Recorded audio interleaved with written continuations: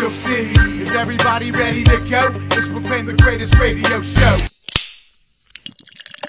Hello, fans, and welcome to our Week 12 Waiver Claims Show. I'm your host, Jim Sella, in studio with J Dash, as usual. Dash showed up for work. Nobody else did. Johnny Parlay's on his way for the pick show, though, correct?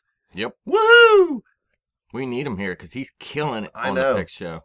Dude's the only one, like, huge above 500. I think you're still above 500. No, I'm 500 now. Oh, rough. 2 straight weeks of 1 and 4 put me to... That's what... You can have a good season. 2 weeks can put you right back at 500. Trust me, I had 4 or 5 bad weeks, and I'm struggling to even come close to 500 for the rest of the season. Let's get into these waiver claims then. We're going to start with quarterbacks as usual. Now, Jameis Winston, available in about 75% of the leagues, obviously, this past week. 5 touchdowns at Philadelphia. Now, Philadelphia, they're not very good against the pass. They're not very good, period.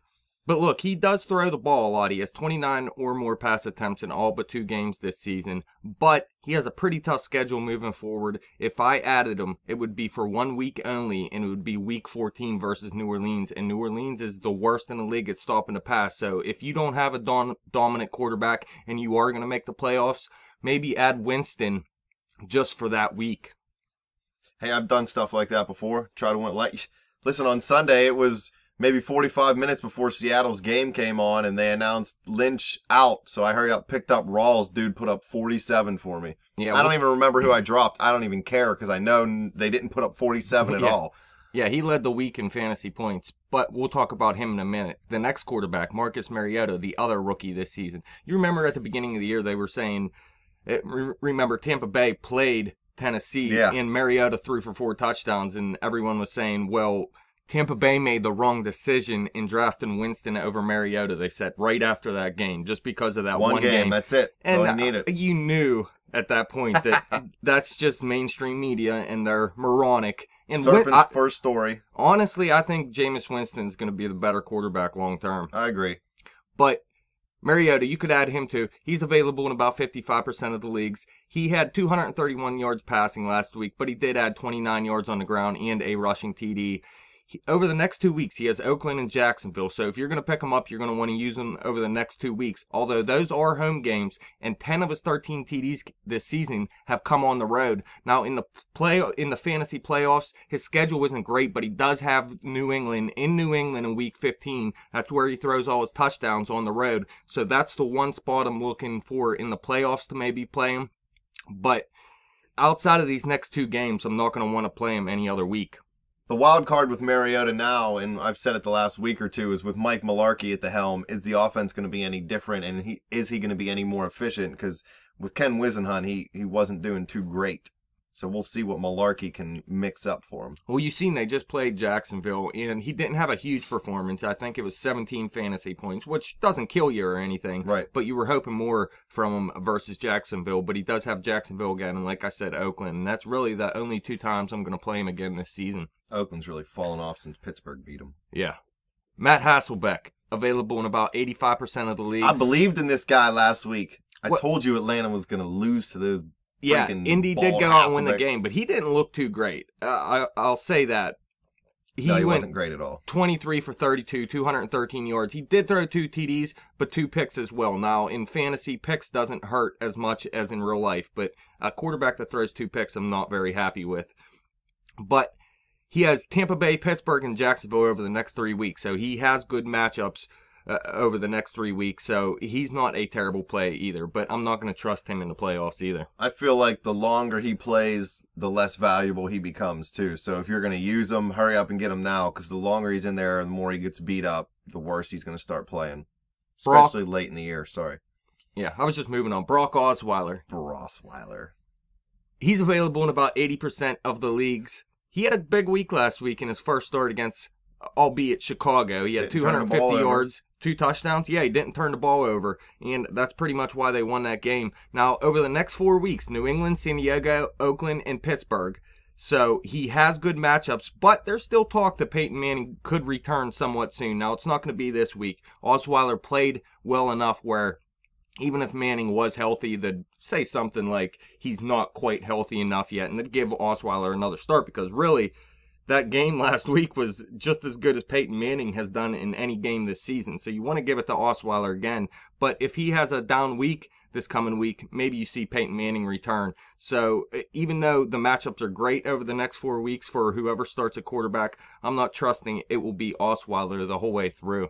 Real quick, Peyton Manning said he wants to play in 2016. It's probably not going to be in Denver. Do you think there's a possibility, not probably, just a possibility, he could look to Baltimore with Joe Flacco having the torn ACL and MCL? Well, from everything I heard, Joe Flacco is expected to be ready for week 1 next year. So I don't know. I mean, I'm that's not saying just he what I can't be, read. but that's a quick recovery from both being torn. I'll say no on Baltimore. I mean, they have Matt Schaub as a backup. I know he's not great or anything, but he can't be the worst backup in the league. And I think they'll take the chance on Joe Flacco. I just feel like if Flacco wouldn't be ready, that would be the one team where Peyton could think he would have a chance at making a run at a playoff spot, even though I don't think they have the team around him to be able to do it. Maybe if Steve Smith came back. Yeah. All right, let's get into some running backs here. Obviously, the number one guy you added right before the week, and that was a good add. It was a smart decision. Played him in both leagues, beat both teams I played by over 100 points. Thomas Rawls.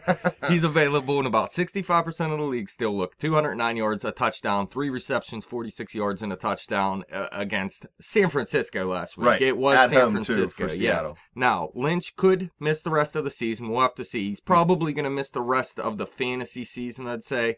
But that's not for sure either. But you look, here's what Rawls has coming up. If Lynch is out, or even if he plays, it doesn't matter. This is the schedule. Pittsburgh, at Minnesota, at Baltimore. Then he does have Cleveland in week 15, which is a great matchup. So you want Rawls for that matchup right there. I'm not cutting him. But then St. Louis in week 16. So 4 of these 5 matchups from weeks 12 through 16 are going to be very tough for Lynch or Rawls. But that week 15 matchup, you're going to want to have Rawls for that week. I may have to play him this week against Pittsburgh, even though I hate playing people against Pittsburgh, because then you got to root for the other team to score. I don't mind playing receivers against them. Yeah. And the Steelers have only given up 3 rushing touchdowns all year, so it'll be a tough matchup for them. But at home for Seattle, and Pittsburgh faltered against Baltimore against the run, and there was another game where we were kind of bad against the run. So it's not completely unheard of. Yahoo has him projected for 2 points this week. Do you think he will get more than 2 points? Oh, they're projecting Lynch to play so far. Well, Lynch was rolled out yesterday from what I heard. Oh, already. yeah, he's not going to play this week. They're saying he might miss the rest of the season. Yeah, he's seen a stomach specialist in Cincinnati the other day. There's no way he's going to come back for this week already. But, I mean, he should be the top ad this week if he's out there. But, like I said, don't get too excited from him running all over San Francisco. You even asked me before the game who you should play, and I wasn't 100% sure on playing Rawls, but I did say the last time Seattle played San Francisco, they ran all over him. Believe it. So, I mean, it's not a big surprise here. A little bit of a surprise he went over 200. 200, right. But I don't expect that moving forward. Maybe against Cleveland in week 15 if he's still starting. I expected like 20 points out of him, and I was going to start talking smack on everybody, and then he put up 47, and I just laughed. The second top waiver claim should be Buck Allen from Baltimore. I like to call him Buck because I thought it was Javorius. It might be Javoris. I'm not quite sure, so I'll just call him Buck because that's his nickname. But he's available in about 85% of the leagues. Forsett, I seen this play happen. It was disgusting. He broke his arm. It looked like a Z against St. Louis this past week. Buck Allen came in 67 yards rushing, 5 receptions, and 48 yards in the passing game as well. Now, over the next 2 weeks, he plays the worst 2 run defenses, Cleveland and Miami. After that, which is most fantasy playoffs week 14, 15, and 16, his schedule's brutal. He has Seattle, Kansas City, and Pittsburgh. They've all been stopping the run with the best of them. So while you want to add Buck Allen and play him over the next 2 weeks, most likely, it's going to be real tough for him to get things going for your fantasy playoff team. So I'm going to add him right now and let you finish the segment all by yourself. Is that what you're telling me? I don't care. If that's what you want to do. I need me a waiver running back. Well, yeah, I might go after Ahmad Bradshaw, too, if you want. He's available in about 90% of the leagues. Frank Gore was injured late in that game last week at Atlanta, and he was limping pretty badly. He said he'll be fine, but there's no definitive word from the team or anything. Now, Bradshaw, he had 4 catches for 20 yards and 2 touchdowns last week. He also had 9 rushes for 32 yards. and he's been getting more and more involved recently. And even if Gore is healthy, he's carved out a large enough role where he should be valuable even if Gore is healthy. And if Gore's not healthy, Bradshaw is a must-own at this point. Believe it. He rushed well early in his career. He's had a down year or two, but he can definitely give you a couple good games. And, I mean, what else does Indianapolis have if Gore's hurt? And Matt Hasselbeck, I mean, he doesn't have many receivers out there. I know T.Y. Hilton's a good receiver, but he's not playing up to his standards this season. Andre Johnson's playing like crap. Their tight ends aren't the greatest in the world, so they don't have much in the passing game. Hasselbeck could be checking down a lot, too. Kansas City running back Spencer Ware. He's available in about 90% of the leagues. He's not a long-term option, obviously, but he should see carries moving forward, even if West is healthy, because he played very well, and you're going to want to keep this guy involved. He had 96 yards on 11 carries, 2 touchdowns last week after Charkandrick West was injured. Now, there is no definitive word on West's injury so far either, but they said he is day-to-day, so it's possible he could play. Even if he does, Spencer Ware should stay involved. But I still think West will be the better play when 100% healthy. But Spencer Ware could take away from his value even when West is healthy. In the playoffs, they have San Diego, Baltimore, and Cleveland. So 2 very good matchups and 1 tough matchup versus Baltimore. It's going to be tough. I still want West, but Spencer Ware, you may need to add him just in case West is out a couple weeks, or if you're in a deeper league. I mean, like I said, Charkandrick West may lose some time to Spencer Ware just because of what he showed this past week. Andy Reid said it's a hamstring injury for West, and, I mean, they're usually tricky. LaShawn McCoy thought his hammy was okay, tried to play a couple weeks early in the year, then he had to sit a couple weeks before it was healthy. So West, to me, might try to go this week, but I don't think he'll be able to get it going. And I think you're right. This week, Ware is probably the better play, and West is going to need at least a week or two to get that hammy healthy. They do play Buffalo this week, though. It is a tough matchup for him. Tevin Coleman from Atlanta. He could be the starter this week versus Minnesota if Devontae Freeman isn't cleared for the game. He went down with a concussion last week. Now, it was actually the fullback that came out and had the better game. He's not going to do that again, but the fullback blocks great for whoever is behind him. And if Tevin Coleman's the starter, he's not a terrible option, even though it's a tough matchup. But long-term, Tevin Coleman, I'm not really interested in him. So if you need a running back for this week, maybe Tevin Coleman. But if you need a running back long-term, I'm not looking his way. Because as soon as Freeman's back healthy, and like I said, it's only a concussion. They usually only miss 1 week from that. So Freeman's still the guy out there. Why is Freeman not allowed to play with a concussion, but Case Keenum can get knocked completely unconscious and still play? Who knows? BS. Sean Drawn from San Francisco. I hate this dude. He's available in about 80% of the leagues. Carlos Hyde has a stress fracture in his foot. He missed the past couple games. He's considered highly questionable for this week. Now, Sean Drawn actually has double-digit fantasy points over the last 2 games with Carlos Hyde out. If you look last week, too, at Seattle, now he only did have 37 yards rushing, but Blaine Gabbert checks down to him constantly. 11 targets, 8 receptions for 40 yards. That's at Seattle. So this is a guy that was used heavily in the passing game with Blaine Gabbert being a terrible quarterback. Blaine Gabbert's garbage. So Sean Drawn, I mean, if Carlos Hyde comes back, you really have nothing to do with Sean Drawn. He's not going to be that valuable to you. But if Carlos Hyde misses another game, Drawn isn't the worst option in the world. Sounds like he should be hanging out with P. Diddy. James White from New England, available in about 70% of the leagues. He did have a big game yesterday, Monday night versus Buffalo. He had 14 yards rushing and a touchdown, 32 yards receiving and a touchdown, but just 4 touches still. So it's not like he's going to be doing this every week. He's the guy that's going to take over on passing downs in New England. So it sounds good. That was Dion Lewis's role, but Dion Lewis is a better back than James White. So White isn't going to see as many touches as Lewis did, and you can't expect White to come up with 2 touchdowns every game either. So while he's not a terrible option in a deeper league or something, he's not a guy that I'm trying to hurry up, go out and get. New England running backs, man, they could have freaking Barry Sanders there, and I'd be scared to start him because they might bench him and let Tom Brady run the ball. Who knows who they have in their running back? 2 more here. Bilal Powell. Wow. Available in about 95% of the leagues. He actually missed 4 straight games, came back for the first time this past week, had 22 yards rushing, had 5 receptions on 7 targets for 67 yards as well, and he's expected to remain the back that's used on passing downs. Now they have Miami at the New York Giants, Tennessee at Dallas, and versus New England through Week 16. There's a couple beatable matchups in there, and I think he's going to take a little bit of time away from Chris Ivory, and anytime the Jets are down, Bilal Powell's going to be the guy that's in the game because he is the back that's used on passing downs, and they could be playing from behind in a few of these games.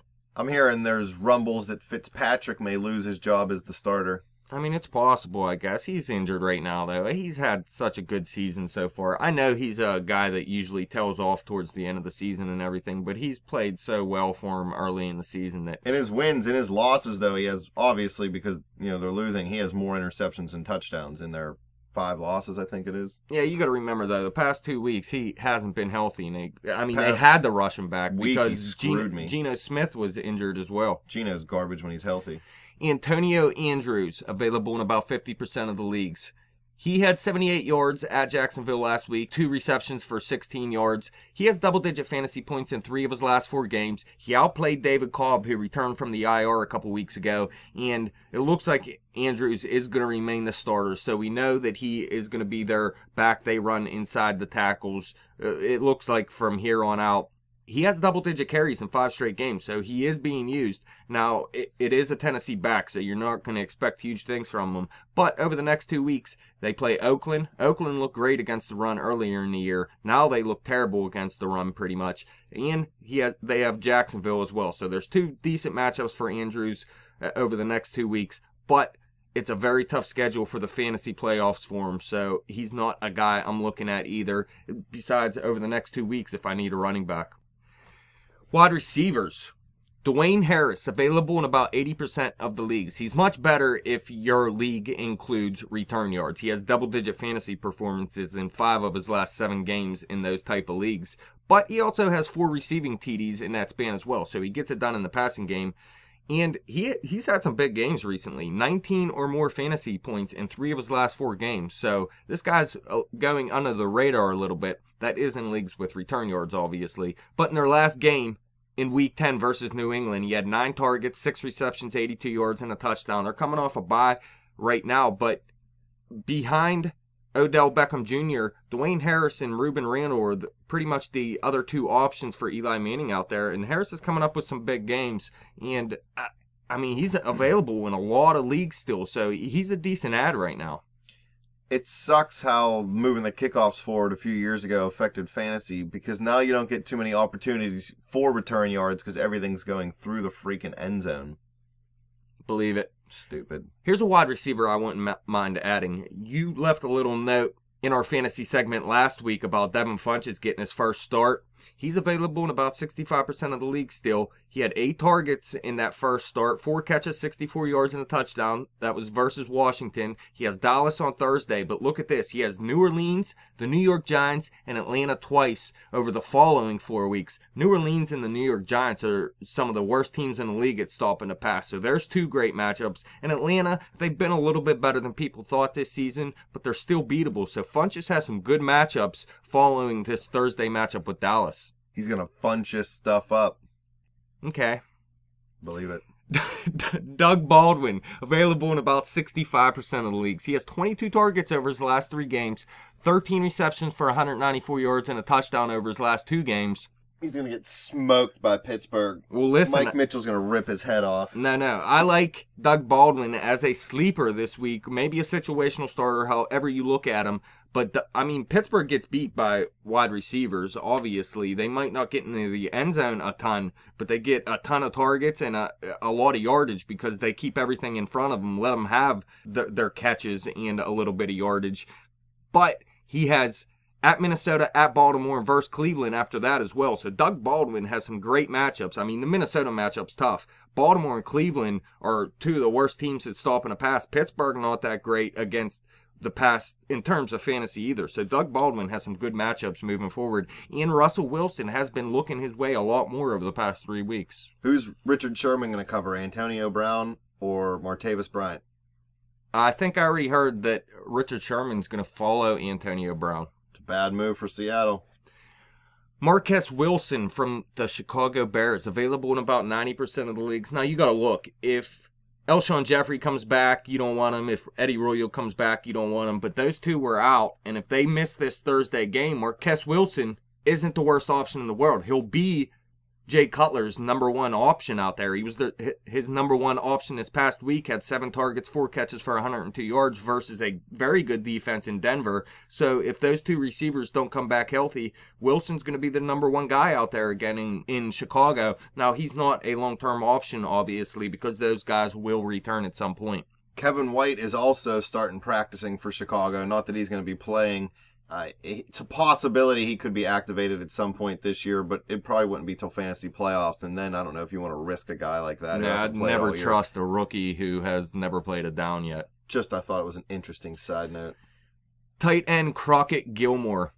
He's available in about 75 to 80% of the leagues. He's garbage. He has 3 double-digit fantasy performances in his past 4 games. Last week versus St. Louis, I mean, we called this. We said he was going to have a good game. He had 5 catches for 101 yards, and he scored in each of his previous 2 weeks. Now Joe Flacco goes down. Matt Schaub is in.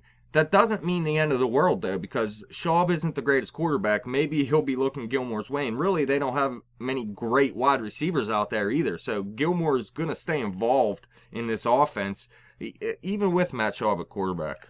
With Matt Schaub starting, I think I'm going to find out who Baltimore plays, and then I'm going to take their defensive backs and insert them as wide receivers into my fantasy lineup, because we all know Schaub's going to throw about 5 pick sixes in whatever game he plays. See, I think that's Case Keenum. Keenum's going to throw the pick sixes? Yeah, I think Keenum's the... I'm not saying Matt Schaub's not a turnover machine, but when I think turnover machine, Case Keenum is the biggest turnover machine. Now, he didn't throw many... I don't even know if he threw a pick this past week. Maybe one, maybe none. But they fumbled like 4 times in that game. Case Keenum's terrible. Schaub's thrown so many pick sixes that I can't even count that high. That's it, though. Is that all we got for the waiver claims? Yes. I thought we'd have more. More? That was like 25 people. Well, fans, it is Thanksgiving week, so I want to say happy Thanksgiving to everybody who listens to The Spread. Thank you for listening. We are a little bit over a year into this now. Hopefully our waiver claims help you out each week. Hopefully they help you win some football games here in fantasy.